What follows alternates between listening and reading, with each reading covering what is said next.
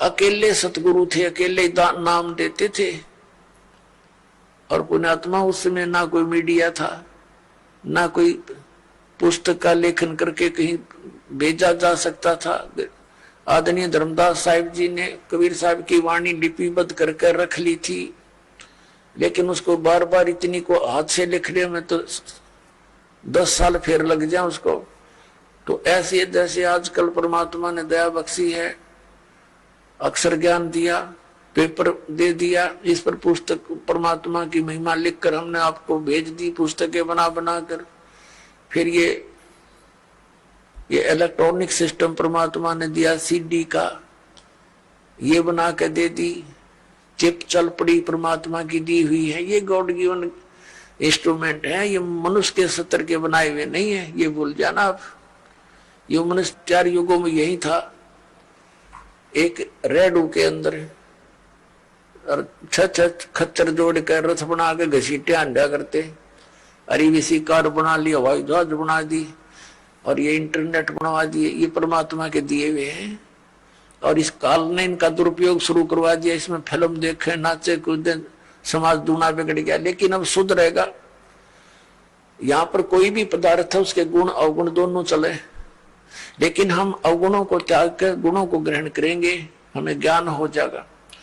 तो कहने का भाव यह कि 64 लाख शेष होना उस समय एक दानक के, जुल्हे के, ये कोई बड़कों का खेल नहीं है, जिसको हम एक शूद्र कहते थे। एक कवि तक करके कवि कह के सीमित कर दिया था, फाइनल क्लोज कर दी थी उनकी फाइल को। अब वह फाइल फिर खुली उस भगवान की। वो परमात्मा है, हमारे पिता हैं। तो सतगुरु एक ही होता है, तो वो परमात्मा स्वयं सतगुरु भी थे और वो परमेश्वर भी हैं। सतगुरु की भूमिका भी उन्होंने की, वो जगत गुरु भी वही है। और फिर उनका कृपा पात्र, उन्हीं के ज्ञान से युक्त, उनके आदेश अनुसार फिर सतगुरु वही भेजते हैं। तो उस परमात्मा ने स्वयं कहा कि गरीबदास जी वाले पंथ में, 12वें पंथ में आगे चल के मैं स्वयं आऊंगा और धर्मदास इस सारे अज्ञान को हटाऊंगा। अब परमात्मा ने हो सकता है दास को किस इस योग्य देखा होगा, तो अपने कुत्ते को छोड़ दिया भौंकने के लिए, अपने बच्चों को, धनियों को जगाने के लिए।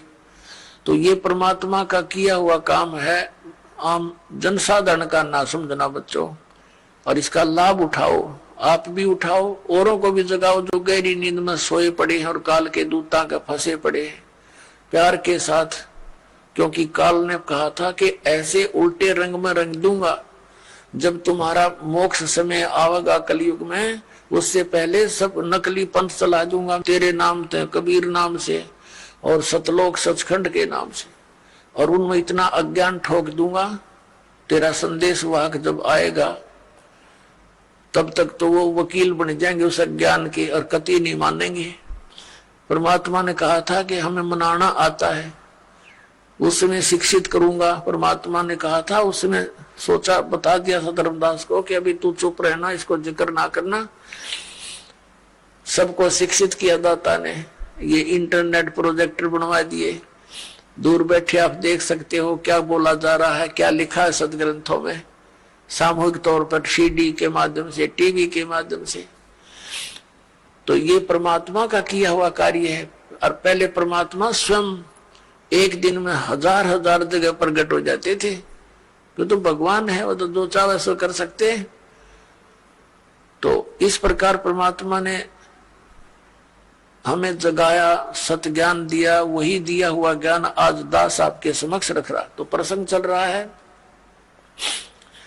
कि सतगुरु के उपदेश का लाया एक विचार, जय सतगुरु मिलते नहीं हम जाते नरक द्वार। पुण्यात्माओं, इन वचनों को गणी गहराई से सुना करो, इनको हृदय में जाने दो कानों के माध्यम से। जब तक बच्चा दवाई को अंदर नहीं जाने देगा वो काम के करेगी, होठों पर ही डाल दे, बार थूक देता है, सुनता नहीं है। तो इनको बहुत गहराई से सत्संग के समय तो आप एकाग्रचित हो जाया करो और परमात्मा के इन वचनों पर गहराई से सोचा करो।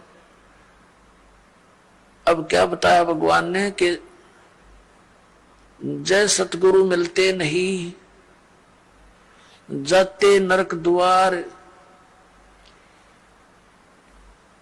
सतगुरु के उपदेश का लाया एक विचार, और जय सतगुरु मिलते नहीं, हम जाते नरक द्वार। नरक द्वार में दूत सब फिर करते खेचा तान, उनसे कबू ना छूटते फिर फिरते चारों खान। पुण्यात्माओं, जब ये भक्तिहीन प्राणी यहां से जाता है, यम के दूत इसको पकड़ कर ले जाते हैं, धर्मराज के सामने खड़ा कर दिया जाता है, न्यायाधीश के सामने। वहां ये नहीं कह सकता कि मैंने ऐसा नहीं किया, मैंने ऐसा नहीं किया। वहां झूठ नहीं चलेगी, वहां तो आपकी फिल्म स्टार्ट हो जाएगी, सीडी ऑन हो जाएगी आपके समक्ष सामने। क्योंकि जो कर्म हम करते हैं, सोचते भी हैं, उसकी भी एक फोटोकॉपी भगवान के दरबार में जाती है, और वहां जाते ही उसको ऑन कर दिया जाता है।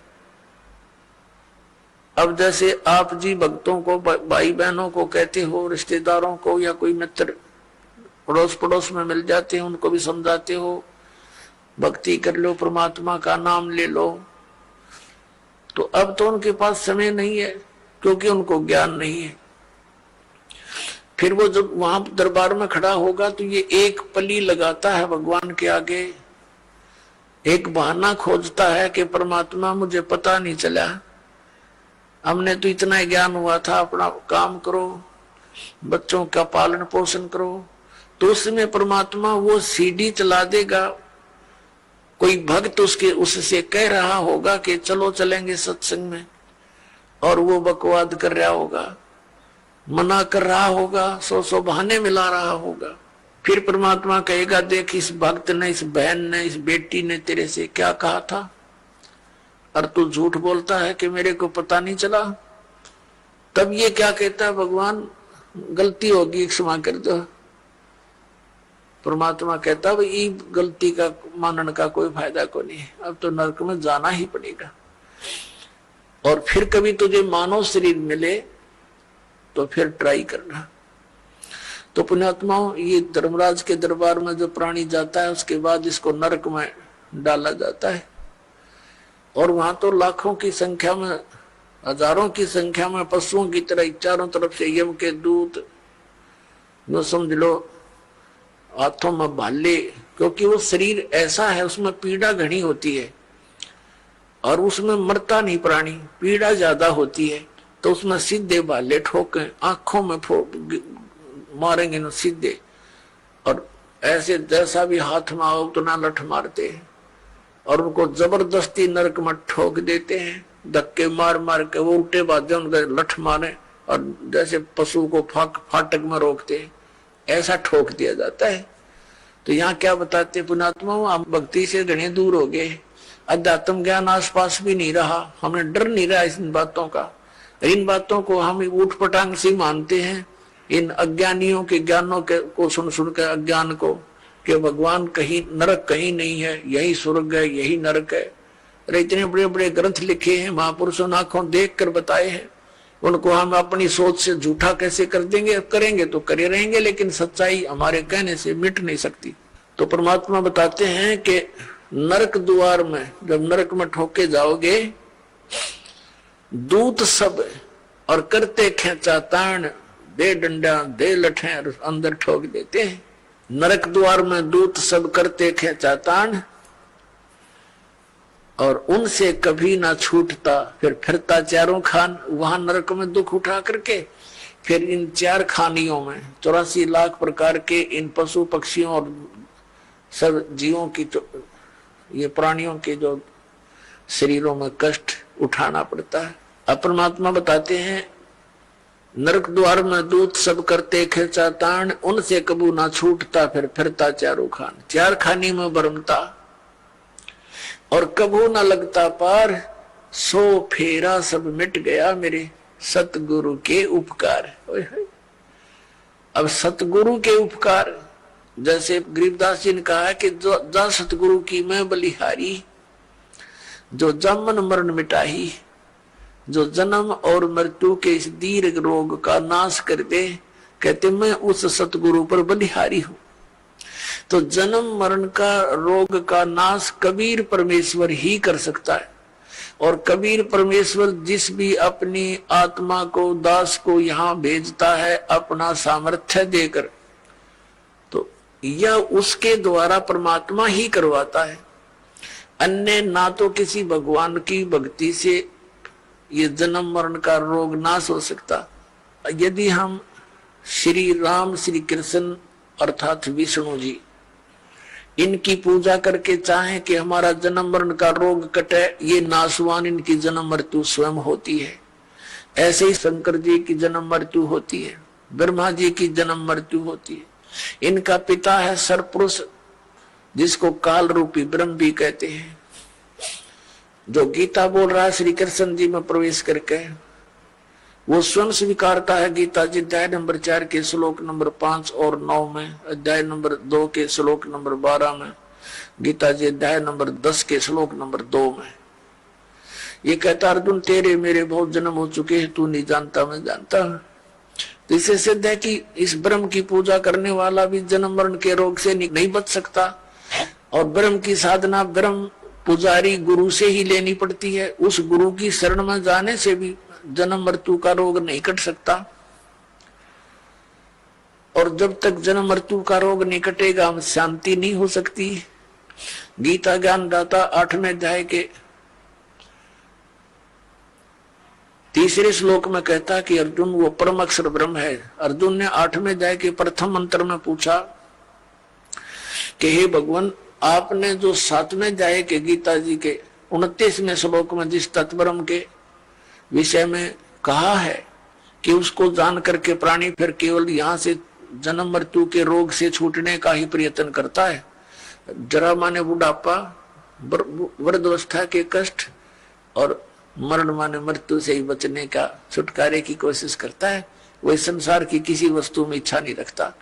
तो 8वें अध्याय के प्रथम श्लोक में पूछा कि किम तत्परम, गीता ज्ञान दाता ने 8वें अध्याय के 3 श्लोक में कहा वो परम अक्षर ब्रह्म है। फिर 8वें अध्याय के 5 और 7 श्लोक में तो अपने बारे में कह रहा है गीता ज्ञान दाता कि अर्जुन तू मुझ में मन वाला हो, मेरे पर आश्रित हो जा, मेरी भक्ति कर और युद्ध भी कर तो मुझे ही प्राप्त होगा।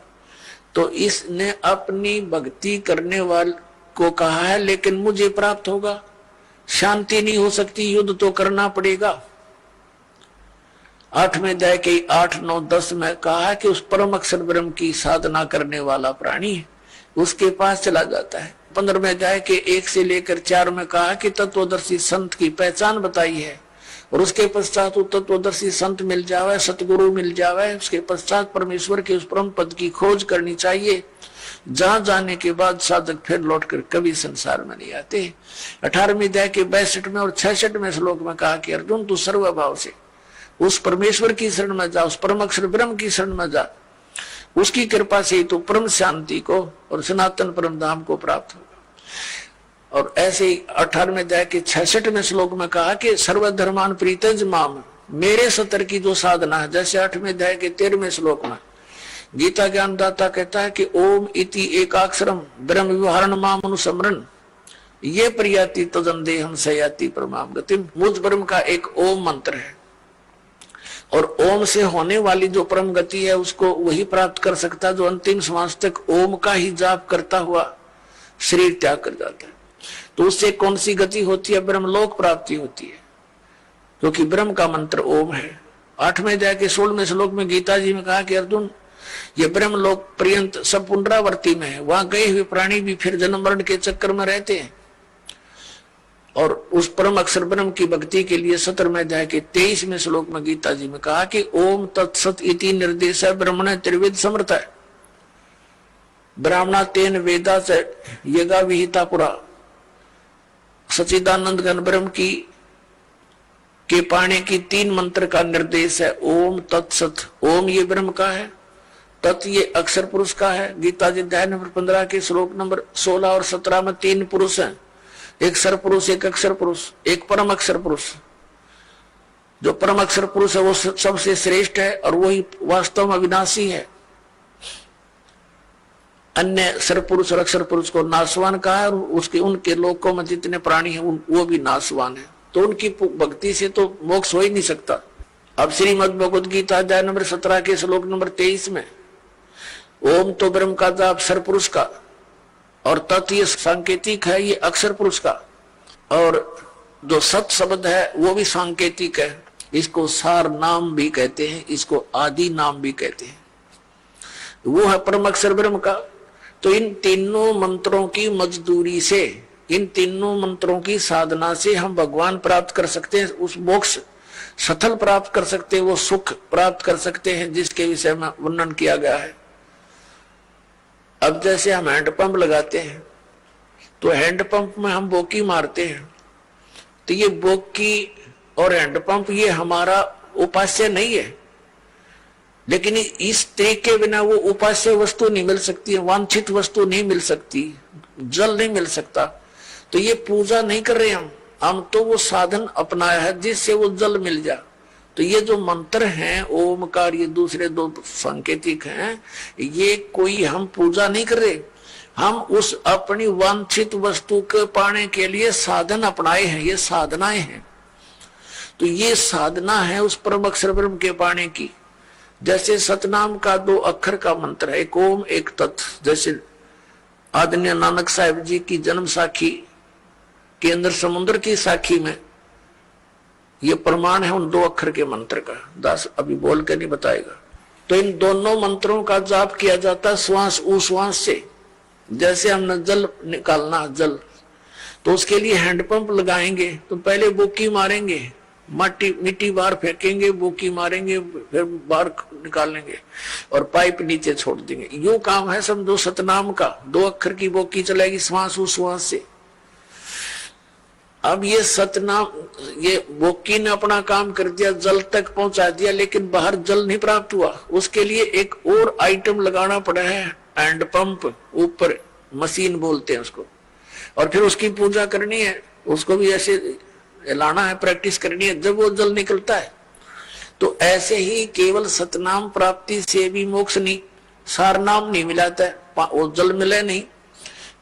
सार नाम समझो हैंडपंप का ऊपर का वो मशीन है।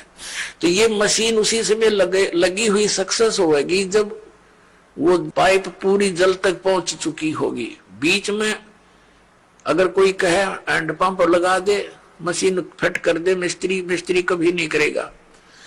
तो ये दास आपको ये सब व्यवस्था बता रहा है, ये आपने करनी है, मजदूरी करनी है इसकी। और जब सार नाम का समय आएगा, आपकी पाइप पहुंच जाएगी जल तक के आसपास, तो फिर हैंडपंप यानी सार नाम आपको दिया जाएगा।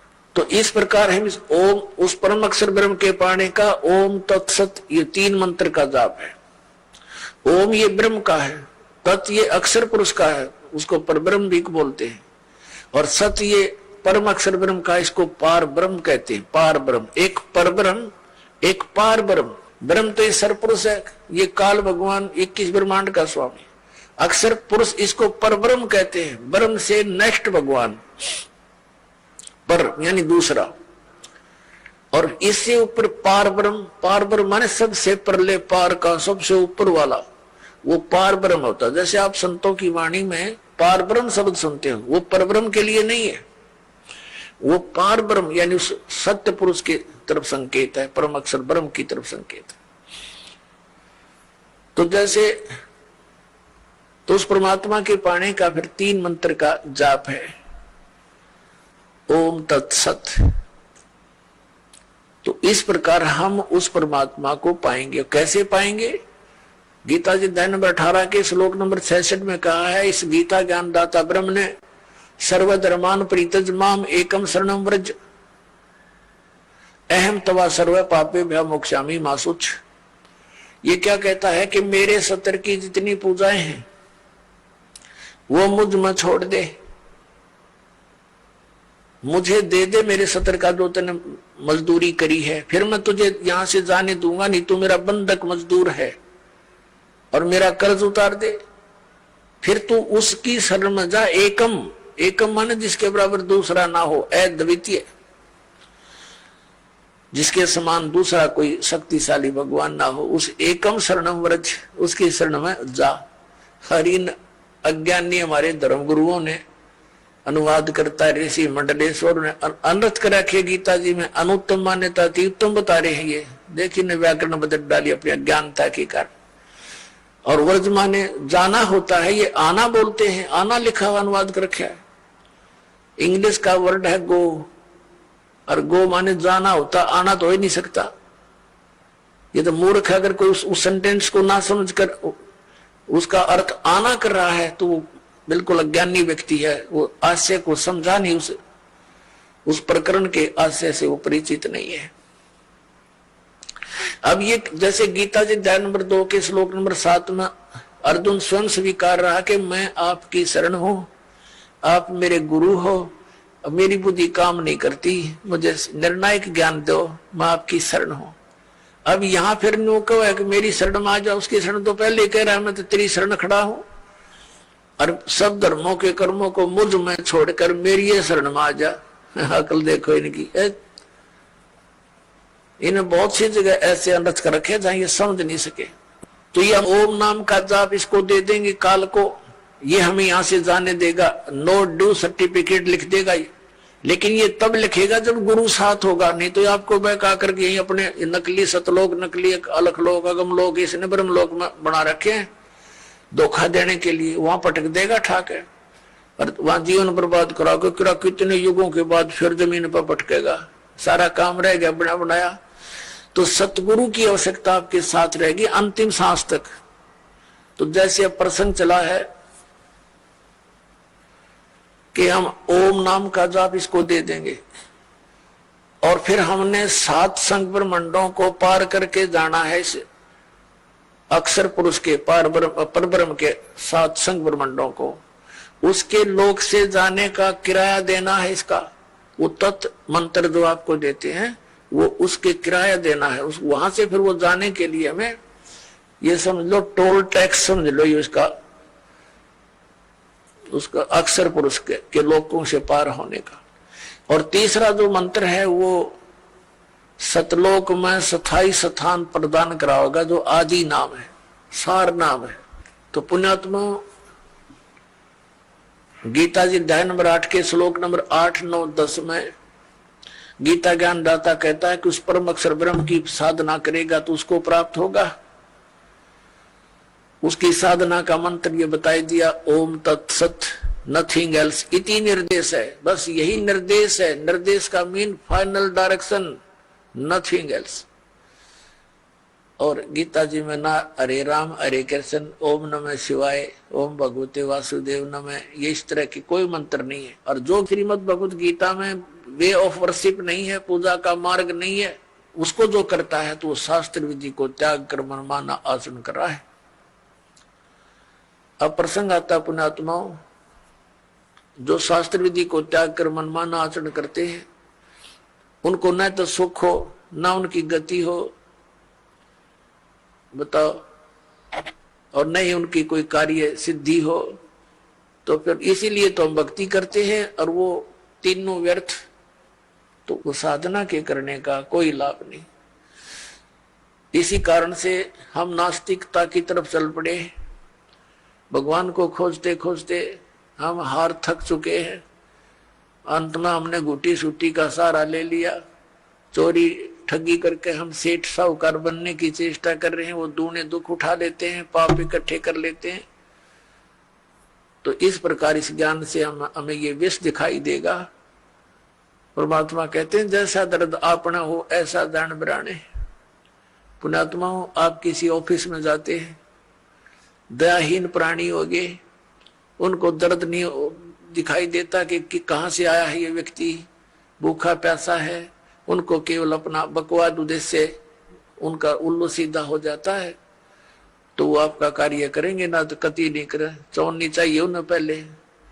अब दास जब नौकरी लगा 1977 में, तो उसमें कोई एक आध अधिकारी के ऊपर उंगली टिका करती कि वो भ्रष्ट है, बाकी सब ठीक थे।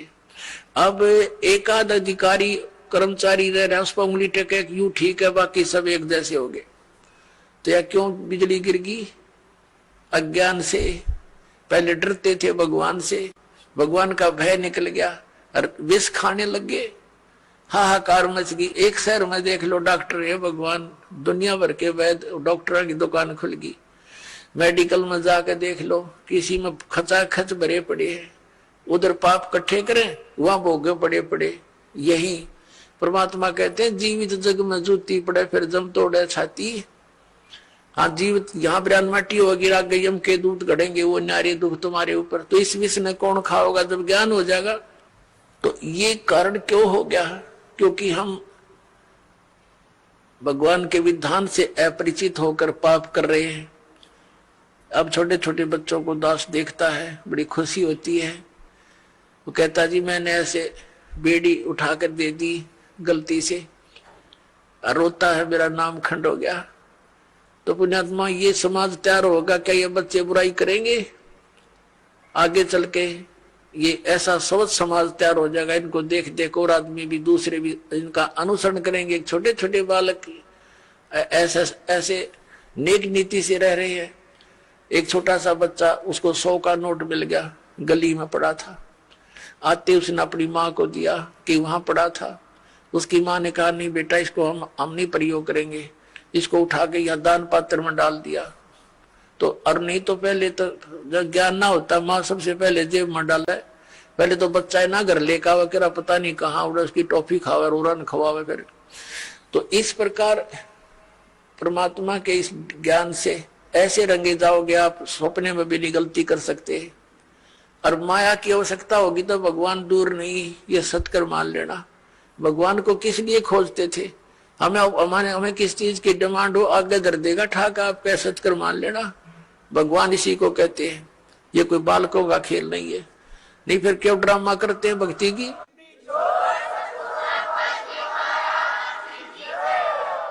ये वो समृद्ध शक्ति है, एक वचन में सब कुछ कर सकता है आपके लिए, लेकिन उसके कराने योग्य आपने बनना पड़ेगा। कहते हैं सतगुरु के दरबार में कमी काहे की ना, और अंसा मौज नहीं पा रहा तेरी चूक चाकरी में। तो अगर इस सच्चे दरबार में किसी चीज की कमी नहीं है और आपके ऊपर मेहर नहीं हो रही है, तो आपकी कोई चाकरी में, आपकी सेवा और शुश्रूषा में कोई त्रुटि है, उसको ठीक कर, तुरंत बिजली आ जाएगी।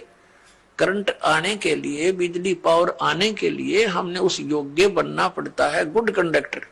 तो बिजली आई सारे काम होंगे फिर तो जो उसके गुण हैं। तो उस बिजली को आने के योग्य बनाओ, और इसी तरीके से बनोगे आप, इस ज्ञान से, इस भक्ति से समर्पित हो जाओगे। अब प्रसंग चल रहा है सतगुरु के उपदेश का, लाया एक विचार, जय सतगुरु मिलते नहीं, जाते नरक द्वार। अब नरक द्वार में दूध सब करते खेचाता है, उनसे कबू ना छूटता, फिर फिरता चारों खाने की दुर्गति होती। चार खानी में भ्रमता, कदे ना लगता पार। और ये सब फेरा मिट गया मेरे सतगुरु के उपकार, यानी उस परम संत, उस संत की कृपा से, इस मंत्र की प्राप्ति से मेरा यू सारा जो दुख था ये बाईपास निकल गया। 100 फेरा सब मिट गया मेरे सतगुरु के उपकार। फिर क्या बताते हैं, 7 समुद्र की मसीह करूं और लेखनी करूं बन राय, धरती का कागज करूं गुरु गुण लिखो न जाए। होय होय। अब बता के गुण लिखेंगे इस परम पिता परमात्मा का? इतने कष्टों से हमें निकाल दिया। एक कुत्ते का जीवन लिखने लगो, एक मक्के के दुख है उसके ऊपर। गर्मियों सर्दियों के दिन, सर्दी का मौसम, गली में पड़ा है। पहले वो कोठी में रहता था, एसी रूम में, बिना भक्ति के। देख कहाँ बड़ा उसका प्लेटफार्म। फिर गली में बैठा है, सह परिवार लेटा है, कुतिया कुत्ते बनकर। ऊपर से वर्षा हो रही है, ठिठुर रहा है, आता जाता उसका लठ मार देता है, पर फिर वो भूखा उठता है सुबेरे, किसी के द्वार की तरफ भागता है। तो वहां सुबह सुबह कौन उसके लिए वहां परोठे तैयार कर रखा है, वो डंडा मारेंगे चल। वो फिर दूसरे घर में घुसता है, तीसरे मनमान रसोई में पहुंच जा, क्यों भूख लग रही है, तो उसके लागे कड़मा लठ, फिर ट्या ट्या करता हुआ फिर कहाँ पहुंचेगा, कुरडिया पर गंध खाने के लिए जाएगा वो। पुणात्माओं, ये तो एक दिन की का प्रोसेस है कुत्ते का।